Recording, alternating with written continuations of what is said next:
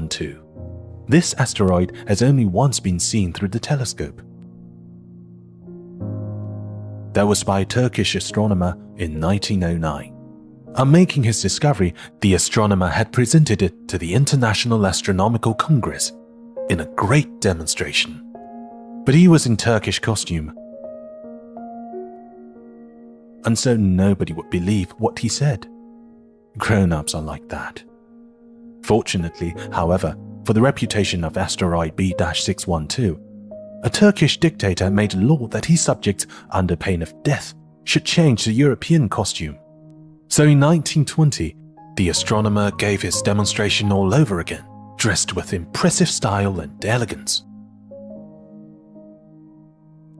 And this time, everybody accepted his report. If I have told you these details about the asteroid and made a note of its number for you, it is on account of the grown-ups and their ways. Grown-ups love figures. When you tell them that you have made a new friend, they never ask you any questions about essential matters. They never say to you, "What does his voice sound like? What games does he love best? Does he collect butterflies?" Instead, they demand, "How old is he? How many brothers has he? How much does he weigh? How much money does his father make?" Only from these figures do they think they have learned anything about him. If you were to say to the grown-ups, "I saw a beautiful house made of rosy brick, with geraniums in the window and doves on the roof," they would not be able to get any idea of that house at all. You would have to say to them, "I saw a house that cost 20,000. Then they would exclaim, "Oh, what a pretty house that is." Just so you might say to them, "The proof that the little prince existed is that he was charming, that he laughed, and that he was looking for a sheep. If anybody wants a sheep, that is a proof that he exists." And what good would it do to tell them that? They would shrug their shoulders and treat you like a child. But if you said to them, "The planet he came from is asteroid B-612, then they would be convinced and leave you in peace from their questions. They are like that. One must not hold it against them. Children should always show great forbearance toward grown-up people. But certainly, for us who understand life, figures are a matter of indifference. I should have liked to begin this story in the fashion of the fairy tales. I should have liked to say, "Once upon a time there was a little prince who lived on a planet that was scarcely any bigger than himself, and who had need of a sheep." To those who understand life, that would have given a much greater air of truth to my story. For I do not want anyone to read my book carelessly. I have suffered too much grief in setting down these memories. 6 years have already passed since my friend went away from me with his sheep. If I try to describe him here, it is to make sure that I shall not forget him. To forget a friend is sad. Not everyone has had a friend. And if I forget him, I may become like the grown-ups who are no longer interested in anything but figures. It is for that purpose, again, that I have bought a box of paints and some pencils. It is hard to take up drawing again at my age, when I have never made any pictures except those of the boa constrictor from the outside and the boa constrictor from the inside, since I was 6. I shall certainly try to make my portraits as true to life as possible, but I am not at all sure of success. One drawing goes along all right, and another one has no resemblance to its subject. I make some errors, too, in the little prince's height. In one place he is too tall and in another too short, and I feel some doubts about the colors of his costume. So I fumble along as best I can, now good, now bad, and I hope generally fair to middling. In certain more important details I shall make mistakes also, but that is something that will not be my fault. My friend never explained anything to me. He thought, perhaps, that I was like himself, but I, alas, do not know how to see sheep through the walls of boxes. Perhaps I am a little like the grown-ups. I have had to grow old.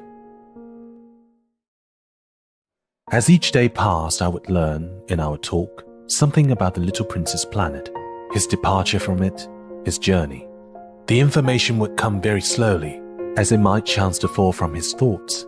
It was in this way that I heard On the third day, about the catastrophe of the baobabs. This time, once more, I had the sheep to thank for it. For the little prince asked me abruptly, as if seized by a grave doubt, "It is true, isn't it, that sheep eat little bushes?" "Yes, that is true." "Ah, I am glad." I did not understand why it was so important that sheep should eat little bushes. But the little prince added, "Then it follows that they also eat baobabs." I pointed out to the little prince that baobabs were not little bushes, but, on the contrary, trees as big as castles, and that even if he took a whole herd of elephants away with him, the herd would not eat up one single baobab. The idea of the herd of elephants made the little prince laugh. "We would have to put them one on top of the other," he said.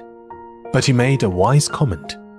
"Before they grow so big, the baobabs start out by being little."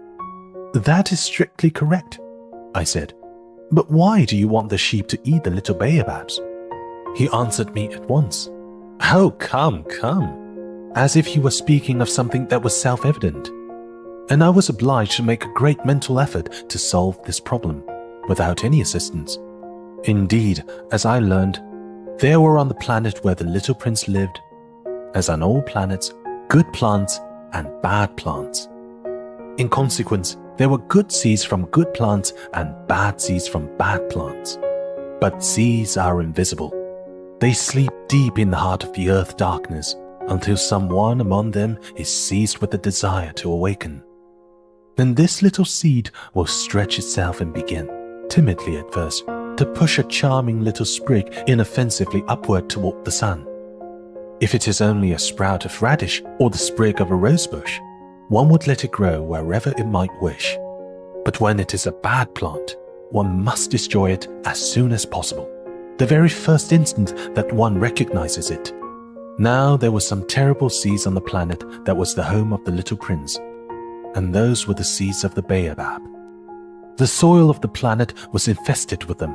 A baobab is something you will never be able to get rid of if you attend to it too late. It spreads over the entire planet. It bores clear through it with its roots. And if the planet is too small, and the baobabs are too many, they split it in pieces. "It is a question of discipline," the little prince said to me later on. "When you finish your own toilet in the morning, then it is time to attend to the toilet of your planet. Just so, with the greatest care. You must see to it that you pull up regularly all the baobabs, at the very first moment when they can be distinguished from the rose bushes which they resemble so closely in their earliest youth. It is very tedious work," the little prince added, "but very easy." And one day he said to me, "You ought to make a beautiful drawing so that the children where you live can see exactly how all this is. That would be very useful to them if they were to travel someday. Sometimes," he added, "there is no harm in putting off some work until another day. But when it is a matter of baobabs, that always means a catastrophe. I knew a planet that was inhabited by a lazy man. He neglected 3 little bushes." So, as the little prince described it to me, I have made a drawing of that planet.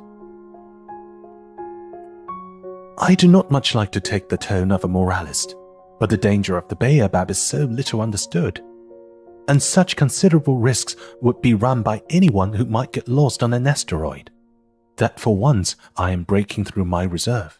Children, I say plainly, watch out for the baobabs.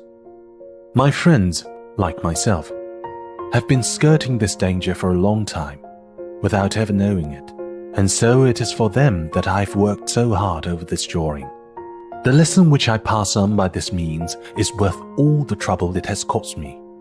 Perhaps you will ask me, why are there no other drawing in this book as magnificent and impressive as this drawing of the baobabs? The reply is simple. I have tried, but with the others I have not been successful. When I made the drawing of the baobabs, I was carried beyond myself by the inspiring force of urgent necessity. Oh, little prince, bit by bit I came to understand the secrets of your sad little life. For a long time you had found your only entertainment in the quiet pleasure of looking at the sunset. I learned that detail on the morning of the 4th day, when you said to me, "I'm very fond of sunsets. Come, let us go look at a sunset now." "But we must wait," I said. "Wait? For what?"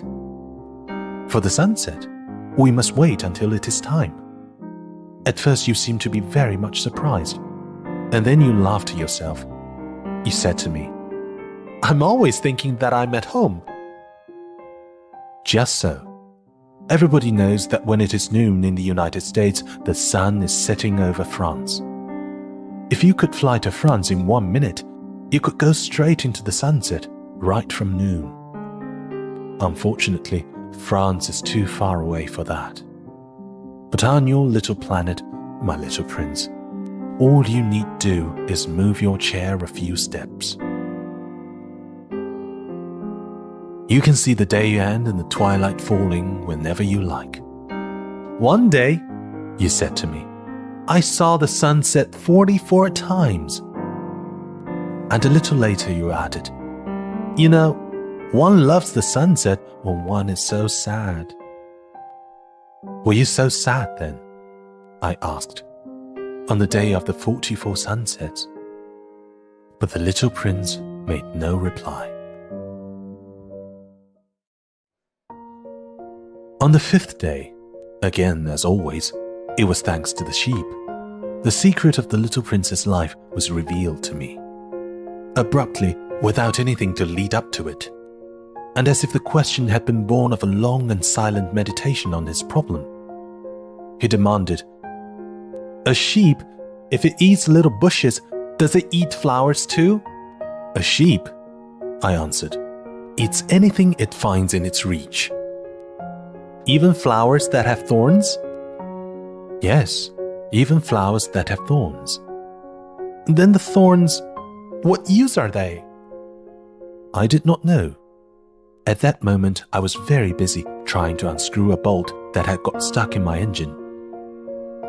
I was very much worried, for it was becoming clear to me that the breakdown of my plane was extremely serious. And I had so little drinking water left that I had to fear for the worst.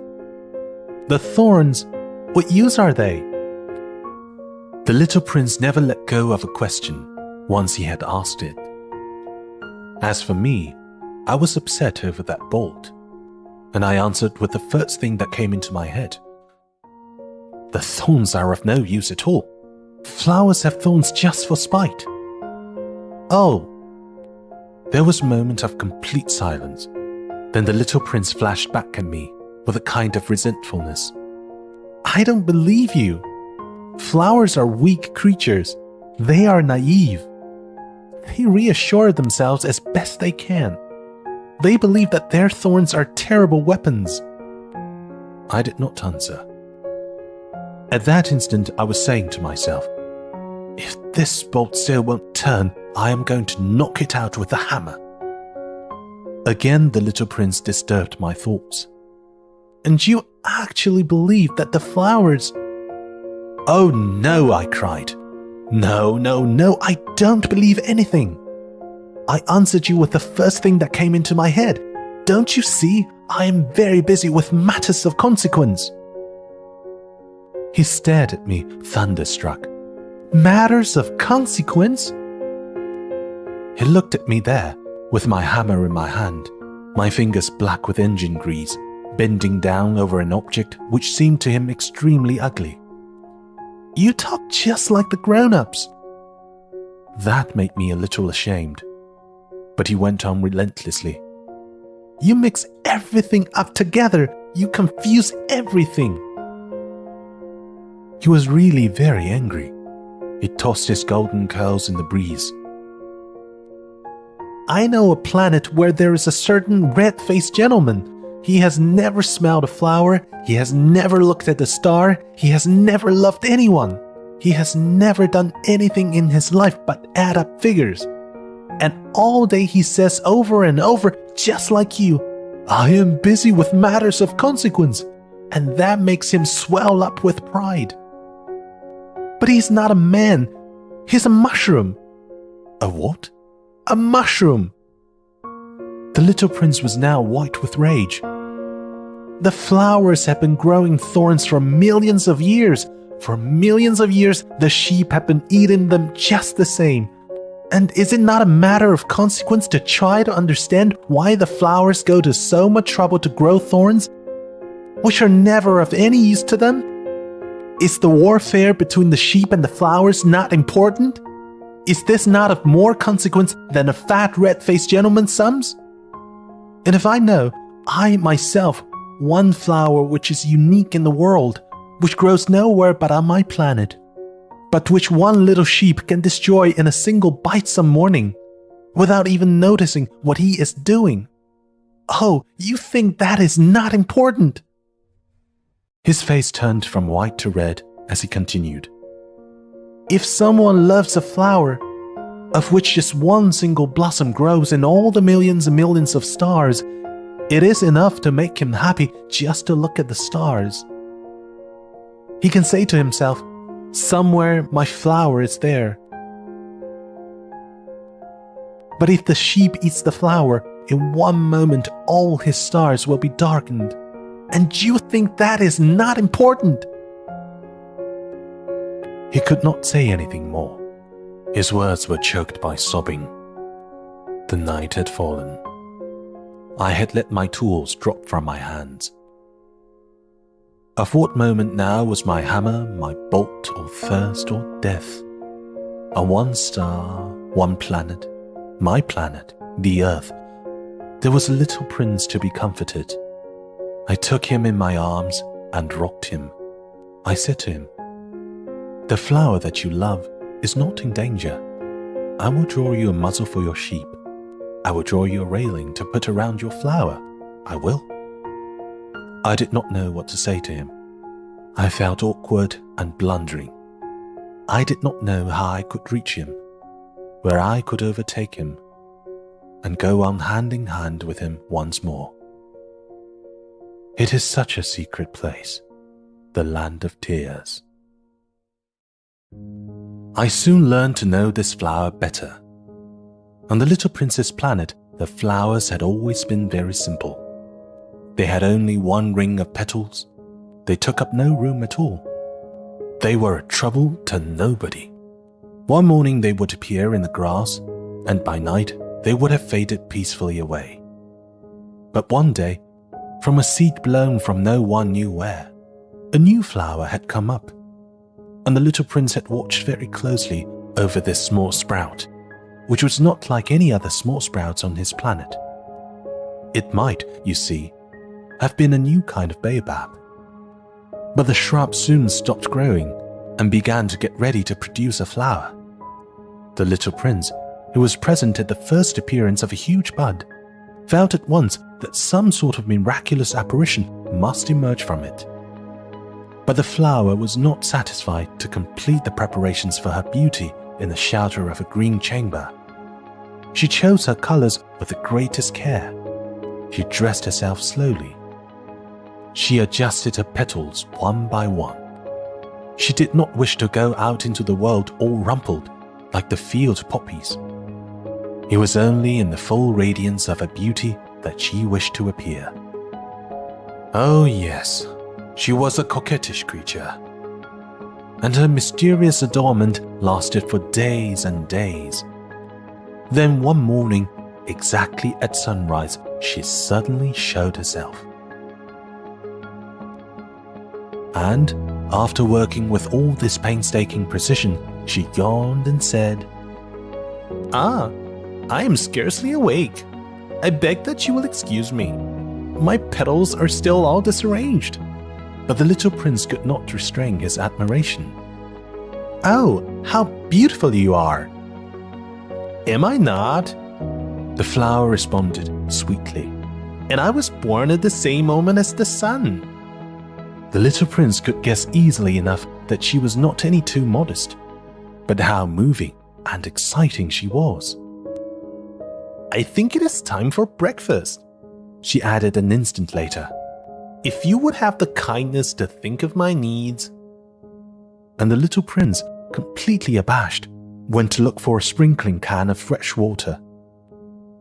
So he tended the flower. So, too, she began very quickly to torment him with her vanity, which was, if the truth be known, a little difficult to deal with. One day, for instance, when she was speaking of her 4 thorns, she said to the little prince, "Let the tigers come with their claws." "There are no tigers on my planet," the little prince objected. "And anyway, tigers do not eat weeds." "I am not a weed," the flower replied sweetly. "Please excuse me." "I am not at all afraid of tigers," she went on, "but I have a horror of drafts. I suppose you wouldn't have a screen for me?" "A horror of drafts? That is bad luck for a plant," remarked the little prince, and added to himself, "This flower is a very complex creature. At night, I want you to put me under a glass globe. It is very cold where you live. In the place I came from?" But she interrupted herself at that point. She had come in the form of a seed. She could not have known anything of any other worlds. Embarrassed over having let herself be caught on the verge of such a naive untruth, she coughed 2 or 3 times in order to put the little prince in the wrong. "The screen? I was just going to look for it when you spoke to me." Then she forced her cough a little more so that he should suffer from remorse just the same. So the little prince, in spite of all the goodwill that was inseparable from his love, had soon come to doubt her. He had taken seriously words which were without importance, and it made him very unhappy. "I ought not to have listened to her," he confided to me one day. "One never ought to listen to the flowers. One should simply look at them and breathe their fragrance. Mine perfumed all my planet, but I did not know how to take pleasure in all her grace. This tale of claws, which disturbed me so much, should only have filled my heart with tenderness and pity." And he continued his confidences. "The fact is that I did not know how to understand anything. I ought to have judged by deeds and not by words.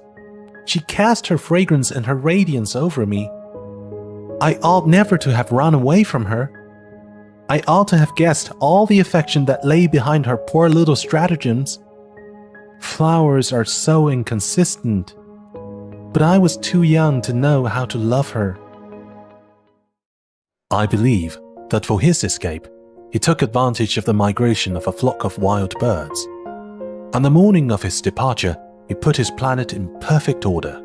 He carefully cleaned out his active volcanoes. He possessed 2 active volcanoes. They were very convenient for heating his breakfast in the morning.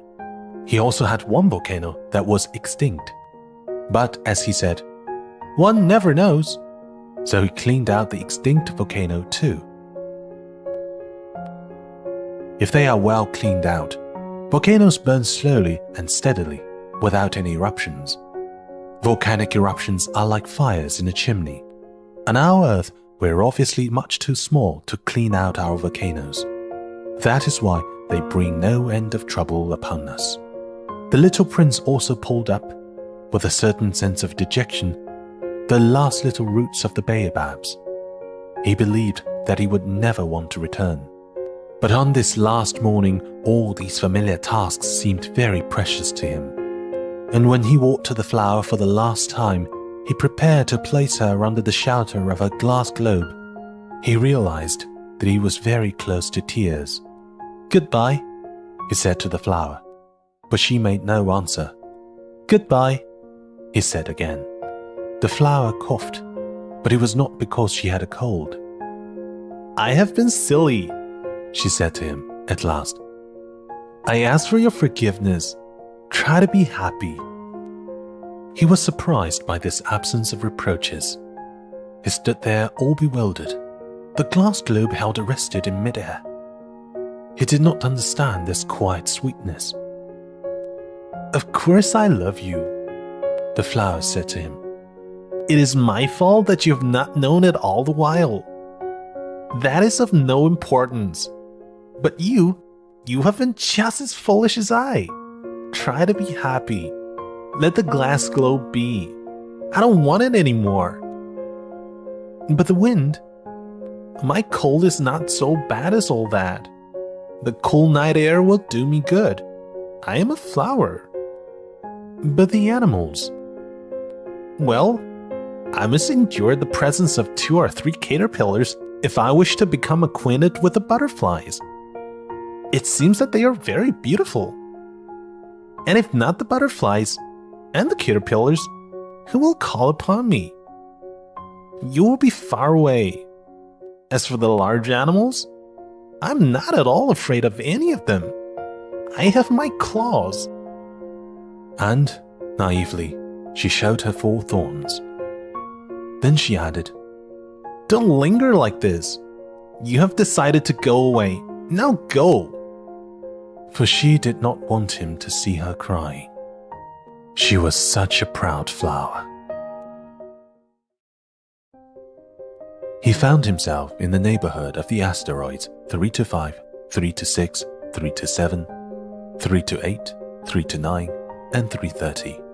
He began, therefore, by visiting them in order to add to his knowledge. The first of them was inhabited by a king, clad in royal purple and ermine. He was seated upon a throne which was at the same time both simple and majestic.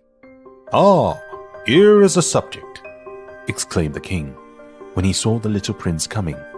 And the little prince asked himself, how could he recognize me when he had never seen me before? He did not know how the world is simplified for kings. To them, all men are subjects. "Approach, so that I may see you better," said the king, who felt consumingly proud of being at last a king over somebody. The little prince looked everywhere to find a place to sit down, but the entire planet was crammed and obstructed by the king's magnificent ermine robe. So he remained standing upright, and, since he was tired, he yawned. "It is contrary to etiquette to yawn in the presence of a king," the monarch said to him. "I forbid you to do so." "I can't help it. I can't stop myself," replied the little prince, thoroughly embarrassed. "I have come on a long journey, and I have had no sleep." "Ah, then," the king said, "I order you to yawn. It is years since I have seen anyone yawning. Yawns to me are objects of curiosity. Come now, yawn again. It is an order." "That frightens me. I cannot anymore," murmured the little prince, now completely abashed. Hum, replied the king. "Then I order you sometimes to yawn and sometimes to—" He sputtered a little and seemed vexed, for what the king fundamentally insisted upon was that his authority should be respected. He tolerated no disobedience. He was an absolute monarch. But, because he was a very good man, he made his orders reasonable. "If I ordered the general to change himself into a seabird, and if the general did not obey me, that would not be the fault of the general. It would be my fault." "May I sit down?" came now a timid inquiry from the little prince. "I order you to do so," the king answered him, and majestically gathered in the fold of his ermine mantle. But the little prince was wondering. The planet was tiny. Over what could this king really rule? "Sire," he said to him, "I beg that you will excuse my asking you a question." "I order you to ask me a question," the king hastened to assure him. "Sire, over what do you rule?" "Over everything," said the king, with magnificent simplicity. "Over everything?" The king made a gesture, which took in his planet, the other planets, and all the stars. "Over all that?" asked the little prince. "Over all that," the king answered, for his rule was not only absolute, it was also universal. "And the stars obey you?" "Certainly they do," the king said. They obey instantly. I do not permit insubordination. Such power was a thing for the little prince to marvel at. If he had been master of such complete authority, he would have been able to watch the sunset not 40